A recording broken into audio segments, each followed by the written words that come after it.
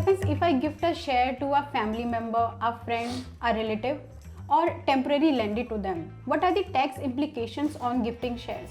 My colleague Ayush will answer these burning questions. So the tax implications are different in different cases.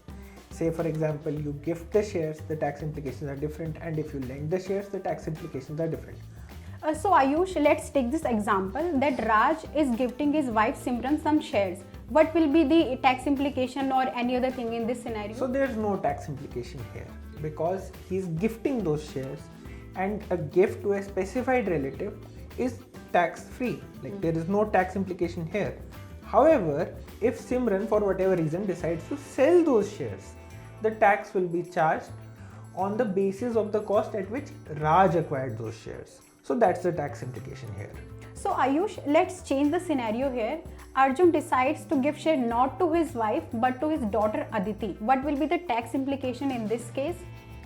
So if Raj gifts the shares to his daughter Aditi, the tax implications will be similar to the case in which he gifts the shares to his wife.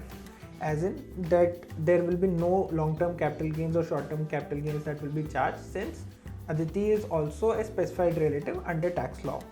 And this also applies to other specified relatives such as brothers, sisters, and so on. What happens if Manjeet decides to sell his shares?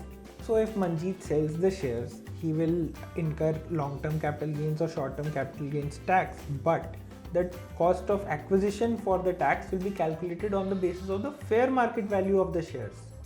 Okay, so now we have reached a point जहाँ पे बहुत लोग confuse होते हैं. What happens if Raj decides to not gift but lend the shares to Manjeet temporarily?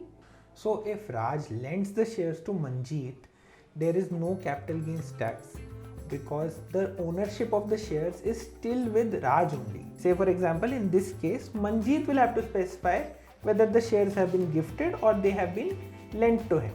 So now let's sum all of this up. We started with the question, what happens when you gift shares to a friend, a family member or a relative?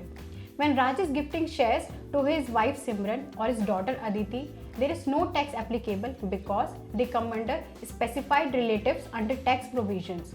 But when he is gifting shares to his friend Manjeet, there may be tax applicable when it exceeds the value of rupees 50,000.